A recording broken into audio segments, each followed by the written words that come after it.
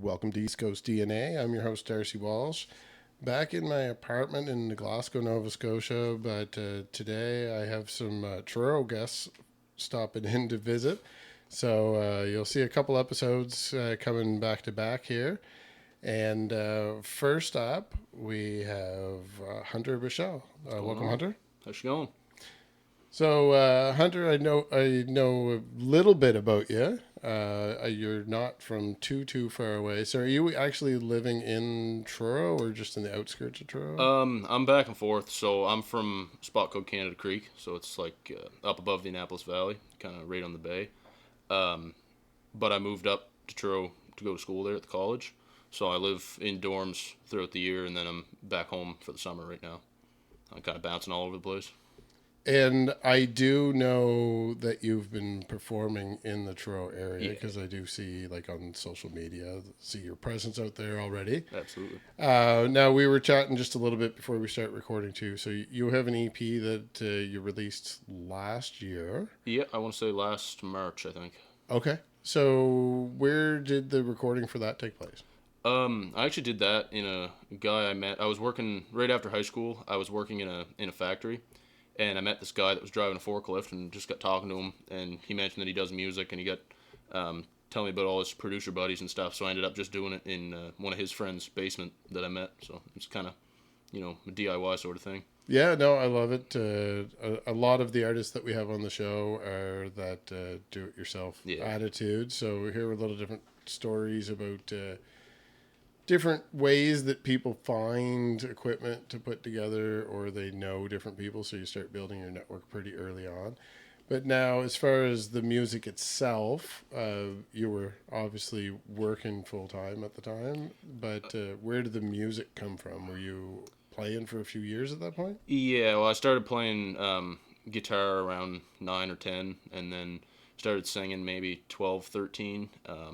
Then I started doing like the live gigs and stuff, maybe 16, 15 sort of. And then it really just kind of grew from there. I do a lot of shows back home, Kentful and Berwick in that area. And then so when I came up here, I just decided to keep on trucking and made some contacts and tried to get some shows going in Truro. Now, I am curious. I can tell by the tone of your voice a little bit of the style of music I'd be getting from you. Not to be too stereotypical, but I can hear the music in your voice. Yeah.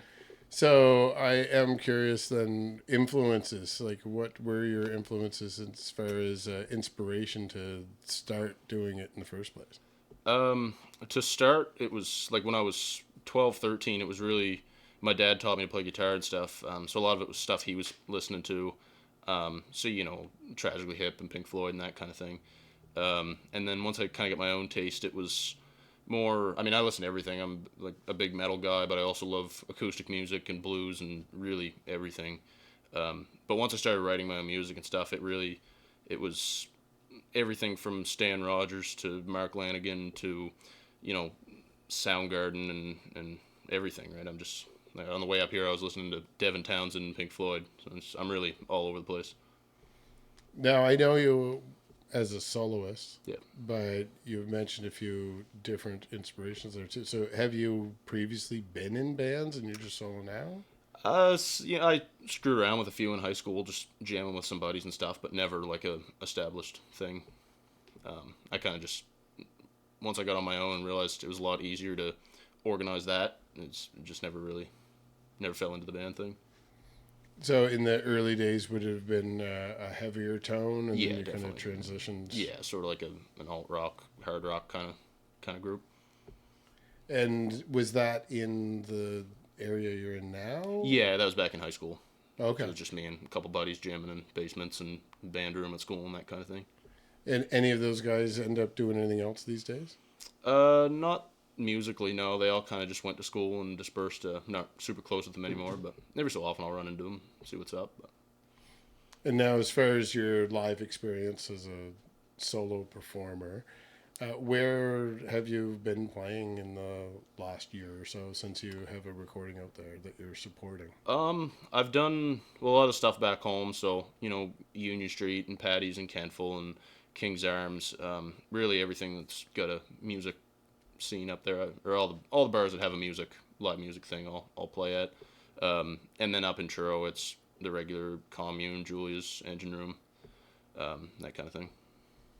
And so I could see that you're starting to, like, you have a foothold in your hometown, and you're established in the Truro area now, and now you're in my hometown. So obviously you're starting to spread around and build a little bit of a organic following, or kind of a, I guess, grassroots exposure is really the marketing approach that you're taking. More or less, yeah, just sort of a word of mouth thing. I'm not big on I don't do a whole lot of media and promotion, that kind of stuff. I'm more just get out and play. If people like it, they'll talk about it. So for the recording that you have out, you have a full EP that was released a year ago. So how has the exposure been from that versus playing live? Well, really the idea behind doing the EP was just when I'm trying to get into different venues and sending emails and stuff, it's not so much as me saying, hey, I'm this guy that plays music, would you like to hire me? Having that out, I can actually, put a link to that, and here's what I do. Take a listen. If you like it, maybe they'd be interested. So really that was the main reason I did it. But now it's turned into more of I like making music, and I'm writing songs, and I'd like to keep putting stuff out there. So it's kind of like getting a tattoo. Like once you've done it once, you're kind of hooked. So you mentioned that you have another one that's in the works. Yep. And I know that you are playing quite a bit, because I do see your name out there quite a bit right recently anyway. So I'm curious, do you have a time frame for when the new EP will come out? Not exactly. It should be, I want to say this like before Christmas, definitely, but I'm on it, as best I can be. It's, I don't have an exact date or anything, but it's definitely in the works. And so playing live and having a recording out there, and kind of not so much in your words, but to paraphrase, kind of getting the bug there that you're ready to start recording again. I'm curious if the live performances fed into any changes in your style when you went back to recording again, or if taking the songs that you recorded and then performing them in front of people live over a period of time, if that changed your approach and that you would do it differently this time around. I think my sound is definitely changing since the first EP, but I mean, there were hints of it on the first EP, but most of the songs on that I wrote in high school, right? Like grade 10, 11, just go home after class and write songs. So a lot of those are more, I don't want to say angsty, but they're a little bit more rock driven and, heavier vocals and heavier guitar work. Now it's sort of migrating into a kind of singer-songwriter-y thing. Sort of like some Celtic flair on some of the songs, but still very, very rock driven. So it's really a big mishmash of all the influences. But no, playing live, I'll definitely notice things change as the more and more we play the songs. Like, there's songs on the EP that when I play them live now don't sound necessarily the same. They're sped up or slowed down or different kind of embellishments here and there. And now, performing live, do you know of any performances that are coming up? Like, we're getting really close to the summer, and I'm sure that some of the people watching this have not watched it the day of the release, so might be even closer by the time some people are listening to this. Do you know of anything coming up that we can kind of tease for people? Yeah, I'm doing Commune in Truro with Autumn McKay on June 5th, and then June, I want to say 13th, I'm at Schoolhouse Brewery in Windsor. And then the next night, the 14th of June, I'm at the King's Arms with Tyler Salzman. Pretty good stack of lined up there. Yeah. You're moving around quite a bit. Yeah. So I'm curious too, then you've got a recording that's coming up. You do have that exposure, and I can see where you're starting to expand a little bit. So outside of just trying to get out there and perform in new live markets, do you have any plans for the future as far as recording, like where you'd like to take it? Is there any concepts that you're working on, or maybe have you started to envision maybe a full album as a follow-up to the EPs? I've definitely looked at it. I know there's some bands that do like we'll take what Greta Van Fleet did, where they released the EP first and then a year later, however long it was, they'll add 4 or 5 songs and then make that a whole album. I've thought about doing that, but really, if I'm taking the plunge of doing a full album, I'd like to have a whole new lineup of songs. And the EP thing too. Eventually I'd like to do albums, but the kind of music I make where it's just me with the acoustic guitar and there's not any band influence. Once in a while there's little overdubs and stuff, but I feel like a full 8, 9, 10 song album, people have a hard time sitting down and listening to a whole body of work like that when it's just the same thing over and over again, just voice, acoustic guitar. I mean, the songs can differ, but the sound is largely the same. So I feel like people who are really into music definitely can sit down and listen to a full album like that, but the general listener is eventually going to get sick of that. So I like the EPs because I can really put 4 or 5 songs out and know people will listen to the whole thing and not get bored of it. Yeah, that actually makes quite a bit of sense. It's topical for me because I just got back from one of the industry association award shows and the showcases that they put on. I know some of the solo performers, and although there is a place for that as far as pitching to people, the showcases for the most part do have a full band that kind of supports even the solo performers. I know it's really hard to maintain, and especially starting out, if you're trying to make a buck doing it too, that's near impossible to have any supporting players that you bring along with you too, because you got to divvy up that money several ways. Even without the money though, it's easy. It's very easy to just, when it's just you show up to a gig, plant the PA down, plug your guitar and microphone in, good to go, right? That's it. There's no planning and who's available this day and trying to make all that work. It's just it's a lot easier to do it.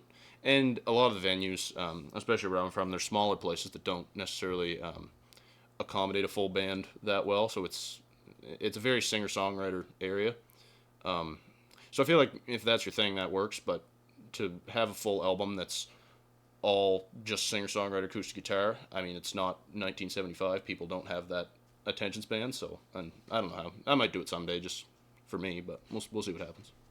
Yeah, that makes sense too, because I do have a lot of conversations with artists that have been on the show about venues, and a lot of people, for the majority of people out there, they feel that we're losing venues. And on my end, I feel like there's constantly new ones popping up, but I'm maybe not paying as much attention to the ones that we're losing. And I do realize that when I'm saying, yeah, there's plenty for people like yourself that can squeeze into the corner of a pub and play for a few hours while people are eating their chicken wings and having a beer. So there's definitely a huge market out there for that, especially in our region of like the East Coast for the most part, not even just Nova Scotia. And though I love to see the full band, I probably do take in more shows that are artists that are just solo, similar to the style that you're talking about. So definitely encourage you to keep at it. Obviously, you got something that's working for you. When we're not recording, maybe we'll have a little chat about some of the other venues in and around this region. Since you're already making your way down here, might as well make sure you're getting to the right places too. Yeah. And you do have a few friends in tow today too, so I do see that you have a pretty strong network. So I don't think that the Pector County scene has a chance. They're going to have to just let you guys come in and play. Yeah. So I do want to get a little taste. I think you did bring in a guitar. I did, yeah. Yeah, so maybe we'll take a quick little break. Absolutely. And for the people that are watching this at home, we'll come back in a minute and give them a little taste of what you do. Cool. All right, thanks.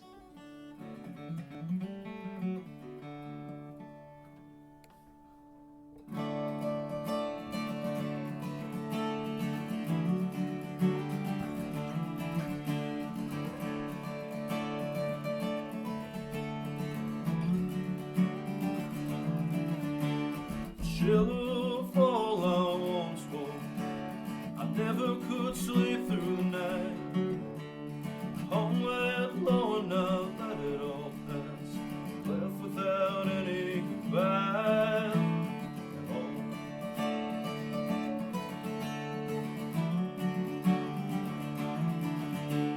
I blackened my eyes 102 times. I bloodied my knees on the stone.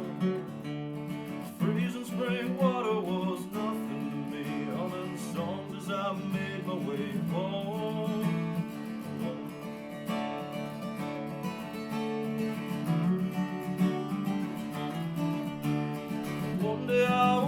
where I can't be found. A pocket of silver and gold. A full disconnect, I'll be dust on the wind, waving goodbye as I go. Waving goodbye as I go.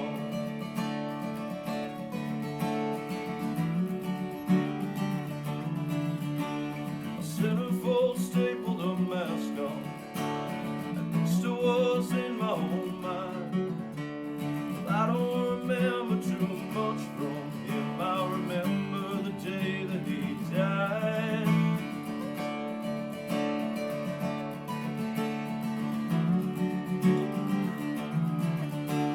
And one day I'll wake up where I can't be found. A pocket of silver and gold. A full disconnect, I'll be dust on the wind, waving goodbye as I go. Waving goodbye as I go.